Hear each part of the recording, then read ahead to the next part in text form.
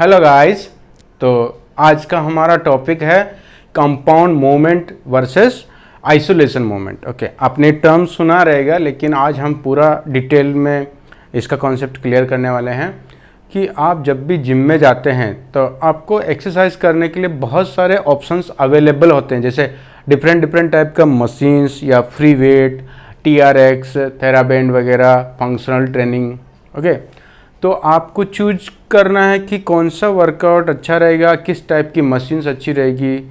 ये इसी के ऊपर बेस्ड है कि कंपाउंड मूवमेंट और आइसोलेशन में क्या फ़र्क है, दोनों में से कौन सा चूज करना चाहिए। ओके, तो आइसोलेशन मूवमेंट का मतलब होता है जहां आपका बॉडी का एक जॉइंट का इन्वॉल्वमेंट है किसी पर्टिकुलर एक्सरसाइज में, जहाँ पे भी आपके मसल्स काम कर रहे हैं वहाँ एक सिंगल जॉइंट काम कर रहा है। ओके, सिंगल जॉइंट के ऊपर वो मसल मूव कर रहा है।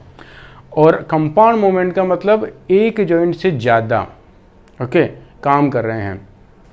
एग्जाम्पल के लिए जब भी आप ये वाला बाइसेप्स का एक्सरसाइज कर रहे हैं, अभी देखो मेरा सिर्फ एल्बो काम कर रहा है, ये हो गया आइसोलेशन।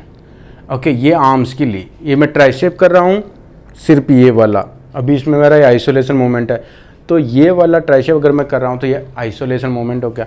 चेस्ट के अंदर अगर मैं जैसे फ्लाई कर रहा हूँ, ओके, तो ये मेरा एक जॉइंट काम कर रहा है, चेस्ट काम कर रहा है, लेकिन इसमें एक जॉइंट का इन्वॉल्वमेंट है, तो ये आइसोलेशन मूवमेंट हो गया। ओके, पुलिंग कर रहा हूँ तो पुलिंग में मैं स्ट्रेट आर्म रो पुल डाउन, जैसे मशीन पे केबल के ऊपर ऐसा पकड़ के नीचे की तरफ पुल करते हैं, ये वाला मूवमेंट, ऐसा वाला, तो ये आइसोलेशन मूवमेंट हो गया क्योंकि इसमें सिर्फ शोल्डर का जॉइंट काम कर रहा है। तो पुलिंग में हो गया ये वाला, फिर पुशिंग में आपका ये वाला हो गया, फिर आपका आर्म्स के अंदर ये वाला हो गया, या फिर ये वाला हो गया।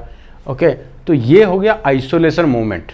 ओके, तो आइसोलेशन और कंपाउंड में से आपको पहले कंपाउंड मूवमेंट को चूज करना है। ओके, कंपाउंड मूवमेंट के अपने फ़ायदे हैं क्योंकि जब भी आप कंपाउंड मूवमेंट करते हैं तो उसमें आपके मसल्स के अलावा जितने भी जॉइंट का इन्वॉल्वमेंट हो रहा है, सारे कनेक्टिव टिश्यू हैं उन पे जो है ना वो वेट डिस्ट्रीब्यूट हो जाता है इक्वली। हमारी बॉडी में बहुत सारे ऐसे वेट बीयरिंग जॉइंट्स होते हैं। ओके, एग्जाम्पल के लिए आपका एंकल जॉइंट, घुटना, हिप, तो जब भी आप ओवरहेड, समझो एक एग्जाम्पल के लिए ओवरहेड प्रेस कर रहे हैं, ओके, तो ये कंपाउंड मूवमेंट है, इसमें आपका एल्बो काम कर रहा है, आपका शोल्डर काम कर रहा है। ओके, कंपाउंड मूवमेंट हो गया, एक से दो जॉइंट, मतलब एक से ज़्यादा जॉइंट काम कर रहा है।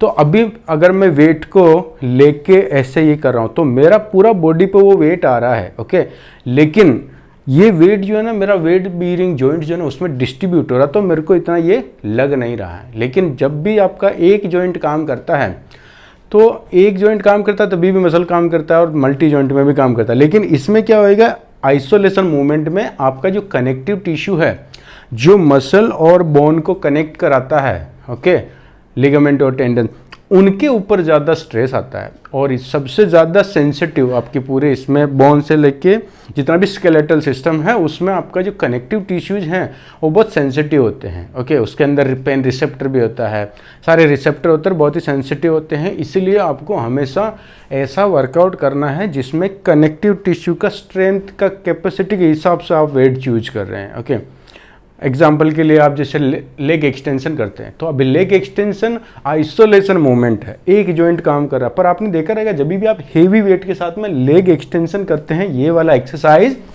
यहाँ से वो यहाँ पे पेट रहता है और ऐसा पकड़ के उठाते हैं ऊपर दोनों साथ में ऐसा, तो क्या होता है, एक जॉइंट काम कर रहा। लेकिन आप सोचिए आपका जो अपर थाइज है, क्वाड्रिसेप, इसके चार बड़े बड़े मसल्स हैं, चारों मसल जाके एक पतले से कनेक्टिव टिश्यू पे यहाँ कनेक्ट है, और ये आपका पटेला के ऊपर, पटेला बोन, ये यहाँ से इसको ऐसा लिफ्ट कर रहा है। ओके, तो आप सोचिए ये मसल्स के अंदर इतना स्ट्रेंथ है कि ये जितना चाहे वेट उठा सकते हैं, लेकिन आपका कनेक्टिव टिश्यू इतना स्ट्रांग नहीं है इनके कंपेरिजन में। ओके, तो कभी कभी ऐसा इंसिडेंट होता है जिम में कि किसी का ये पटेला ही उखड़ गया पूरा, क्योंकि उन्होंने इतना अनलिमिटेड वेट डाला उस पर कि ये पूरा उखड़ गया। तो हमेशा आपको ध्यान में रखना है कि आपकी कनेक्टिव टिश्यू की कैपेसिटी के हिसाब से आपको वेट ट्रेनिंग करना है कि आप इतना लिफ्ट कर पाएँ कि आपका कनेक्टिव टिश्यू में पेन ना हो। और हर एक लेवल पे जब भी डेंजरस होता है कुछ भी चीज़ हमारी बॉडी के लिए, तो हर एक लेवल पे अपने को अंदर से एक इंडिकेशन मिलता है। आपको पता होना चाहिए। बहुत सारे लोग जितना उसको अवेयर करते हैं, हर एक लेवल पे ऐसा नेचर ने प्रोटेक्शन मैकेनिज्म बनाया कि हर एक लेवल पे आपको एक इंडिकेशन मिलेगा कि रुक जाओ रुक जाओ रुक जाओ, लेकिन हम जितना उसको अवॉइड करते जाएंगे फिर नेक्स्ट लेवल पे एक और इंडिकेशन आएगा, एंड में जाके अगर हम लोग बिल्कुल भी उसको इग्नोर करते जा रहे हैं तब भी जाके वो इंजरी होता है। तो जब भी आपको लगता है ऐसा कि आपके कनेक्टिव टिश्यू में हल्का सा पेन फील हो रहा, पिंचिंग पेन है, कुछ भी ऐसा अनकंफर्टेबल, तो आपको रुक जाना। कभी कभी ऐसा होता है कि हम बहुत ज़्यादा हेवी वेट कर रहे हैं, लिफ्ट कर रहे हैं और बाजू वाले चिल्ला रहे हैं, सब एकदम मोटिवेट कर रहे हैं, हम जोश जोश में एकदम ईगो लिफ्टिंग में उठा रहे हैं, लेकिन हमको मालूम है कि कहाँ ज़्यादा पेन हो रहा है, कनेक्टिव टिश्यू में एकदम ऐसा अनकंफर्टेबल पिंचिंग पेन होता है, तो उस लेवल पे आपको नहीं जाना है।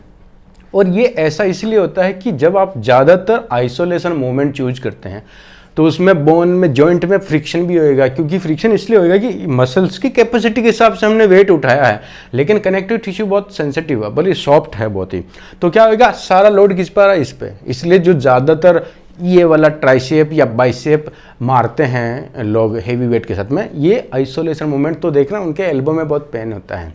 ओके, तो इसका रीज़न ये है कि आपका ट्राइसेप बड़ा मसल है लेकिन कनेक्टिव टिश्यू पतला एकदम, तो इस पर लोड आ रहा। और कंपाउंड मूवमेंट में क्या होता है कि मसल्स तो सारे मिलके काम करते हैं लेकिन कनेक्टिव टिश्यू में वो डिस्ट्रीब्यूट हो जाता है। समझो ये अगर मैं कोई भी ऐसा, फॉर एग्जांपल मैं स्क्वाट कर रहा हूँ, तो स्क्वाट में मेरा कितने सारे जॉइंट काम कर रहा है, एंकल, आपका ये वाला घुटने का जॉइंट, हिप का जॉइंट, तो इसमें क्या हो रहा, इतने सारे कनेक्टिव टिश्यू के ऊपर वो डिस्ट्रीब्यूट हो रहा सारा वेट, तो अभी किसी एक पर्टिकुलर जॉइंट पे लोड नहीं आएगा।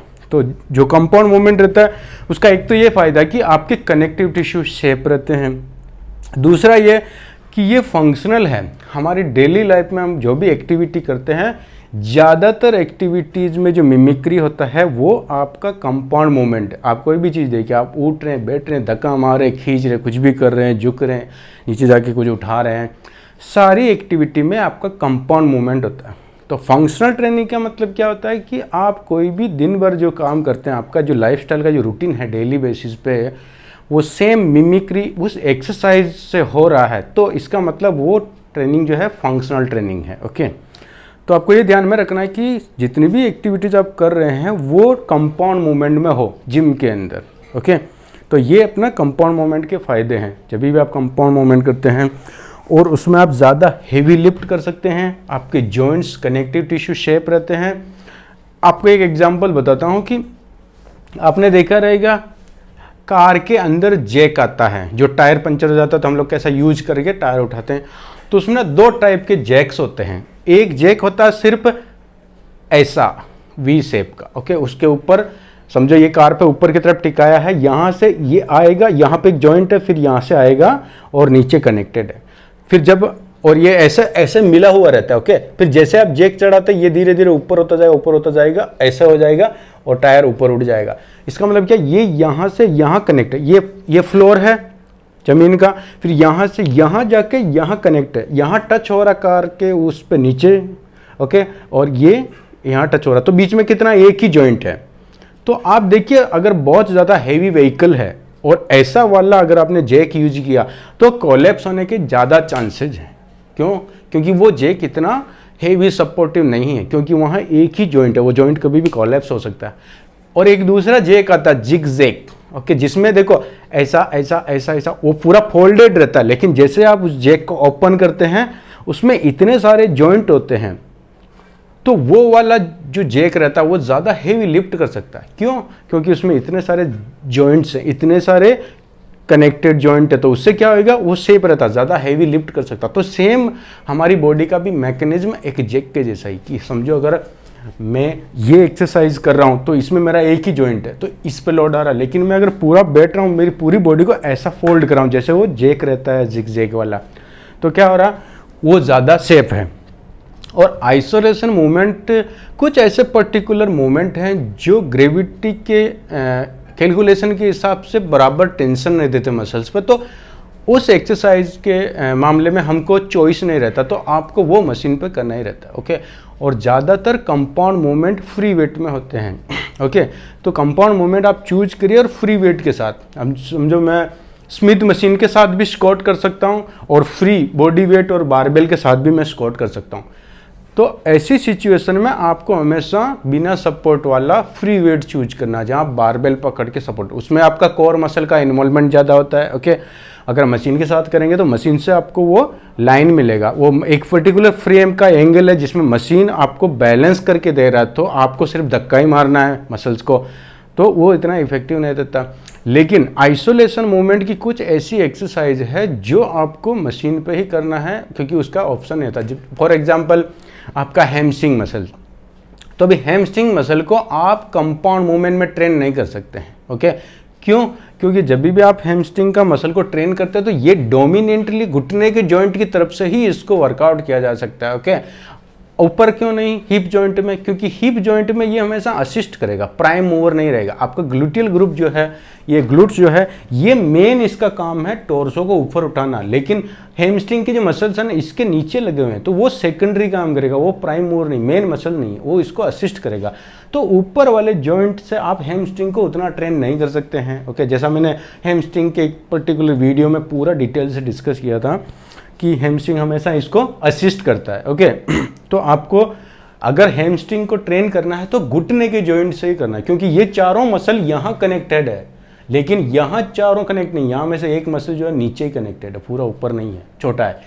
तो जब भी आप ये वाला करते तो अभी आप देखिए, अगर यही वाला हैमस्ट्रिंग का मूवमेंट आप फ्री वेट के साथ में करेंगे तो आपको प्रॉपर टेंशन नहीं मिलेगा, क्योंकि ये सर्कुलर मूवमेंट है, मतलब आपको एक रेंज तक तो खाली जाएगा, वो पैरेलल घूम रहा ग्रेविटी के, फिर जब आधे से ऊपर की रेंज आएगी तब जाके उस पर लोड आएगा, क्योंकि वो ग्रेविटी के अगेंस्ट घूम रहा है। तो फुल रेंज में से आधी रेंज में लोड नहीं मिलेगा अगर आप ये आइसोलेशन मूवमेंट सिंगल जॉइंट वाला अगर आप इस पे करेंगे फ्री वेट के साथ में।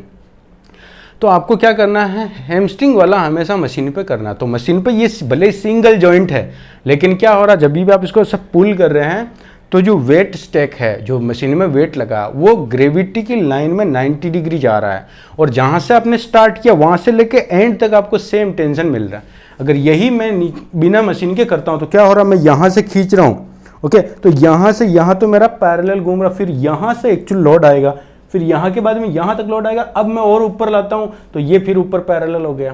तो इस पूरी रेंज में से ये बीच वाला एरिया है जहाँ पे वो थोड़ा सा उसको लोड आएगा। तो आइसोलेशन और कंपाउंड मूवमेंट में हमेशा आपको कंपाउंड मूवमेंट चूज करना है। आपके वर्कआउट प्रोग्राम में सारी एक्सरसाइज जो कंपाउंड मूवमेंट हो, स्ट्रक्चरल और बिना सपोर्ट के, अनसपोर्टेड होनी चाहिए। ओके, लेकिन कुछ एक्सरसाइज जो आपके पास ऑप्शन नहीं है तो आप मशीन पर करेंगे, वो आइसोलेटरी। ओके, तो ये अपना आइसोलेशन और कंपाउंड का डिफरेंस था। लेकिन कुछ पर्टिकुलर एक्सरसाइज ऐसी जिसमें समझो आपको कोई भी इंजरी हो गया, तो जो फिजियो वाले करवाते हैं वो हमेशा ज़्यादातर आइसोलेशन में कराते हैं, क्योंकि वहाँ पे आपका गोल क्या रहता है कि जब भी आपको कोई इंजरी होता है तो ज़्यादातर इंजरी कनेक्टिव टिश्यू में होता है, मसल्स में इतना टेयर अप नहीं होता है, कनेक्टिव टिश्यू में होता है। और जब कनेक्टिव टिश्यू को जोड़ के हीलिंग होता है तो फिर जो वो एक्सरसाइज करवाते हैं फिजियो वाले, उनका मेन टारगेट है आपके कनेक्टिव टिश्यू को स्ट्रेंथन करना, मसल्स को इतना नहीं। ओके, तो उस टाइम पे क्या करना, उस पर्टिकुलर जॉइंट के जो कनेक्टिव टिश्यू है जहाँ पे प्रॉब्लम हुआ था, एक्चुअली उनका स्ट्रेंथ है, उनका फिजियो, इसलिए वो लोग आइसोलेशन मूवमेंट यूज करते हैं। आपने देखा रहेगा एकदम लाइट इंटेंसिटी के साथ में, मशीन पे करें चाहे रबर से करें, घर पे करवाते किधर भी, तो क्या एकदम लाइट वेट, क्योंकि कनेक्टिव टिश्यू इतना लाइट होता है, हेवी वेट लिफ्ट नहीं कर सकता है, तो वहाँ पे वो लोग आइसोलेशन वाली एक्सरसाइज ज़्यादा प्रीफर करते हैं। लेकिन अगर आप चाहते हैं कि आपको जॉइंट में प्रॉब्लम नहीं हो, हेवी लिफ्ट करें, अच्छा स्ट्रेंथ डेवलप हो और कोर मसल का ज़्यादा इन्वॉल्वमेंट हो, तो आपको हमेशा कंपाउंड मूवमेंट प्रीफर करना है। ओके, ये हमेशा सेफ रहता है। आपने देखा रहेगा बहुत सारे लोग स्टेरॉइड लेके हेवी वेट लिफ्ट करते हैं, लेकिन बाद में एक उम्र के बाद में पूरा बदन पेन करता है, स्पेशली जॉइंट, क्योंकि जॉइंट का इतना अब्यूज किया है आइसोलेशन मूवमेंट के थ्रू। हेवी लिफ्ट कर रहे हैं और एक जॉइंट से तो बहुत ज़्यादा पेनफुल होता है, वो बाद में जाके रियलाइज होता है, पूरा क्रोनोलॉजिकल प्रॉब्लम्स चालू हो जाता है कि इतने समझो 10 साल से आप बॉडी को अब्यूज़ करें सिंगल जॉइंट पे, तो बाद में जाके वो परमानेंट पेन में कन्वर्ट हो जाता है। तो आपको हमेशा ये वाले दोनों में से ये चूज करना है, कंपाउंड मूवमेंट। आइसोलेशन अवॉइड करिए, कोशिश करिए, क्योंकि उसका कुछ भी एडिशनल बेनिफिट नहीं है। तो हमने पूरा डिटेल से डिस्कस किया है, और भी कुछ कन्फ्यूजन रहेगा तो आप मेरे को कमेंट बॉक्स में बताइए, फिर हम उस पर और डिस्कस करेंगे। Thank you guys.